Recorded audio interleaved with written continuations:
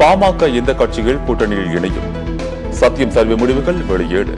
பாஜக கூட்டணியில்தான் பாமக இணையும் என்று 67% பேர் கருத்து. அதிமுக கூட்டணியில் இணைய வாய்ப்பு என 27% மக்கள் கருத்து.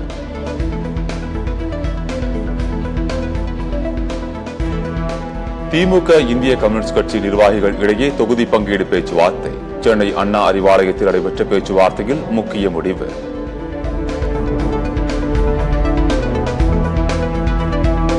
கடந்த முறை போட்டியிட்டதை விட கூடுதல் தொகுதிகளை ஒதுக்குமாறு திமுகவிடம் கேட்டுள்ளோம். பேச்சுவார்த்தைக்கு பின் இந்திய கம்யூனிஸ்ட் கட்சி நிர்வாகிகள் பேட்டி. சென்னை மாநகர பேருந்துகளில் ஆபத்தான முறையில் படிக்கட்டுகளில் பயணம் செய்யும் மாணவர்கள் குறித்து காவல் நிலையத்தில் புகார் அளிக்கலாம். சென்னை மாநகர போக்குவரத்து பேருந்து ஓட்டுநர் நடத்துனர்களுக்கு போக்குவரத்து கழகம் அறிவுறுத்தல்.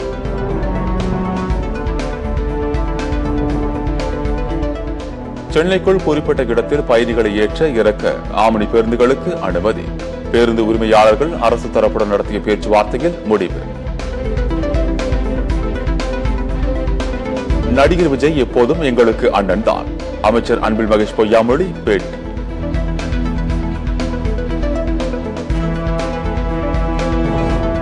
எத்தனையோ நடிகர்கள் கட்சி ஆரம்பித்து போனியாகாமல் போயுள்ளனர். விஜயின் அரசியல் பிரவேசம் குறித்து அதிமுக முன்னாள் அமைச்சர் செல்லூர் ராஜு விமர்சனம். ஒரு நல்ல நோக்கத்தை நிறைவேற்றும் கொள்கை கொண்டதாக அரசியல் கட்சி அமைய வேண்டும். நடிகர் விஜய் கட்சி தொடங்கியுள்ளதை தீவிரமாக பார்க்க வேண்டிய அவசியமில்லை என்றும் அமைச்சர் மனோ தங்கராஜ் பேட்டி. தமிழகத்தில் ஜாதிவாரி கணக்கெடுப்பு நடத்தாத திமுகவிற்கு சமூக நீதி குறித்து பேச தகுதி இல்லை. பாமக தலைவர் அன்புமணி ராமதாஸ் கடும் குற்றச்சாட்டு. பாஜகவை எதிரி என்ற கண்ணோட்டத்துடன் தான் அணுகுவோம். முன்னாள் அமைச்சர் ஜெயக்குமார் பேட்டி.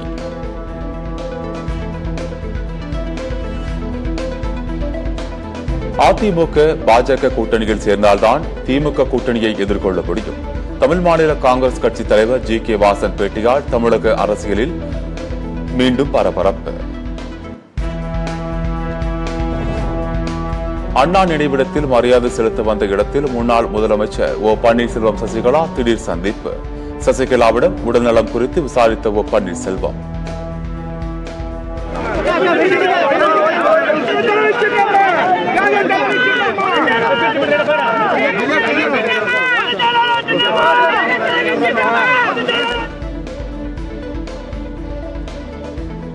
தற்போதைய அரசியல் சூழல் நிச்சயம் ஒரு நாள் மாறும். பொறுத்திருந்து பாருங்கள் என்று சசிகலா பேட்டி.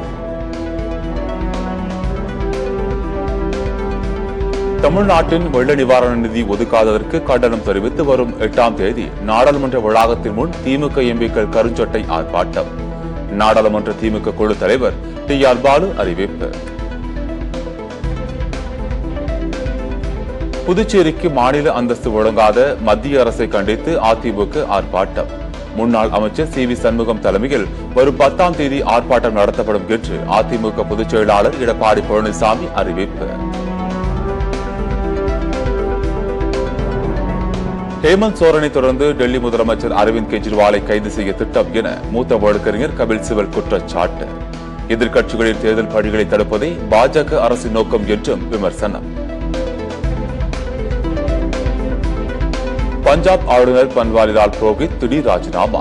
குடியரசுத் தலைவரை சந்தித்து ராஜினாமா கடிதத்தை வழங்கினார்.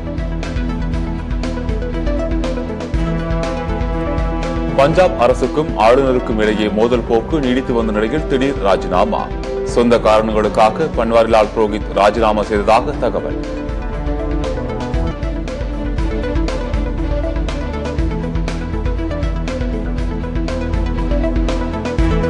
அதானியின் கோடிக்கணக்கான ரூபாய் வங்கிக் கடனை ரத்து செய்த மோடி விவசாயிகள் கடனை தள்ளுபடி செய்யாதது ஏன்? பாரத் நீதி யாத்திரையில் ராகுல் காந்தி அடுக்கடுக்கான கேள்வி. பாஜக மூத்த தலைவர் எல்.கே. அத்வானிக்கு பாரத ரத்னா விருது அறிவிப்பு. இந்தியாவின் வளர்ச்சிக்கு அத்வானி ஆற்றிய பங்களிப்பு மகத்தானது என பிரதமர் மோடி புகழாரம்.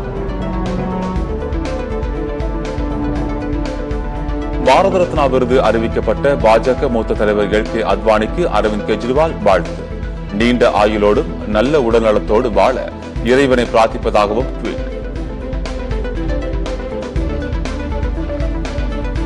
பாஜக வாக்குகளை காப்பாற்ற எல்.கே. அத்வானிக்கு பாரத ரத்னா விருது அறிவிக்கப்பட்டுள்ளது. சமாஜ்வாதி கட்சித் தலைவர் அகிலேஷ் யாதவ் பகிரங்க குற்றச்சாட்டு.